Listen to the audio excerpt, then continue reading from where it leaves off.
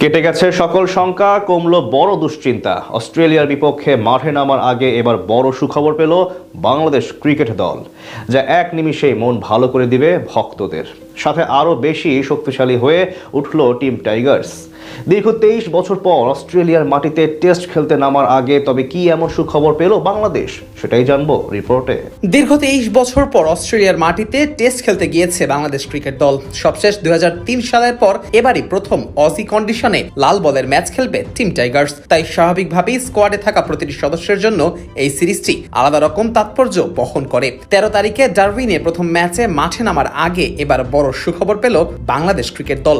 নতুন করে স্কোয়াডে পরিবর্তন আনছে টিম ম্যানেজমেন্ট, সাথে মিলল মন ভালো করার মতো সংবাদ, যা টাইগার দলকে আরো বেশি শক্তিশালী করে তুলেছে। সম্প্রতি সাদা পোশাকে দারুণ সময় পার করছে বাংলাদেশ ক্রিকেট দল। সবশেষ জিম্বাবুয়ের বিপক্ষে ম্যাচ হারলেও এর আগে পাকিস্তানকে হারিয়েছে 2-0 ব্যবধানে। তবে যেহেতু অস্ট্রেলিয়ার বিপক্ষে তাদের কন্ডিশনে মূল দলের বিপক্ষে লড়াই, তাই স্বাভাবিকভাবেই একটু চাপে থাকবে টিম টাইগার্স। বিশেষ করে ব্যাটারদের বাড়তি চ্যালেঞ্জ মোকাবেলা করতে হবে প্যাট কামিন্স, মিচেল স্টার্ক ও জশ হ্যাজেলউডদের বিপক্ষে। সেই চ্যালেঞ্জ নেওয়ার আগে দলের ব্যাটিং অর্ডার নিয়ে মহা দুশ্চিন্তায় ছিলেন কোচ ফিল সিমন্স। সেটাই এখন কেটে যাচ্ছে অনেকখানি। নতুন করে স্কোয়াডে যুক্ত হচ্ছেন বর্তমানে বাংলাদেশ দলের অন্যতম সেরা ব্যাটার লিটন কুমার দাস। চোটের কারণে প্রথম টেস্টের স্কোয়াডে ছিলেন না তিনি। সেরে উঠলে দ্বিতীয় টেস্টে খেলার কথা ছিল তার, কিন্তু লিটন দাসের চোটের নাটকীয় উন্নতি হওয়ায় প্রথম টেস্টের স্কোয়াডেই তাকে যুক্ত করা হয়েছে। শনিবার এক সংবাদ বিজ্ঞপ্তিতে লিটন দাসের দলভুক্ত হওয়ার খবর জানায় বিসিবি জানায়, চোট থেকে সেরে ওঠার ইতিবাচক অগ্রগতির পর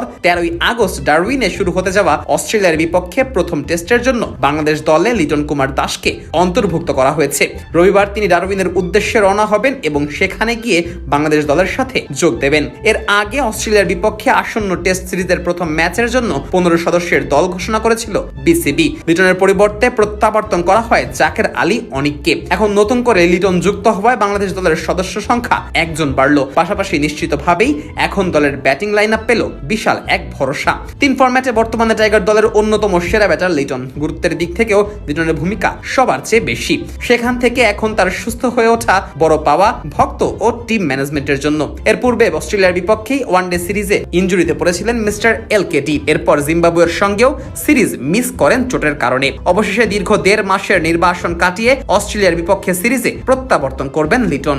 অস্ট্রেলিয়া সফরে আগামী 6 থেকে 8 আগস্ট ডারউইনের ডিএক্সি অ্যারেনায় ক্রিকেট অস্ট্রেলিয়ার একাদশের বিপক্ষে 3 দিনের প্রস্তুতি ম্যাচ খেলবে বাংলাদেশ। এরপর 13 থেকে 17 আগস্ট ডারউইনের মারাডা ক্রিকেট গ্রাউন্ডে অনুষ্ঠিত হবে সিরিজের প্রথম টেস্ট। সিরিজের দ্বিতীয় ও শেষ টেস্ট 22 থেকে 26 আগস্ট ম্যাকের গ্রেট ব্যারিয়ার রিফ অ্যারেনায় অনুষ্ঠিত হবে।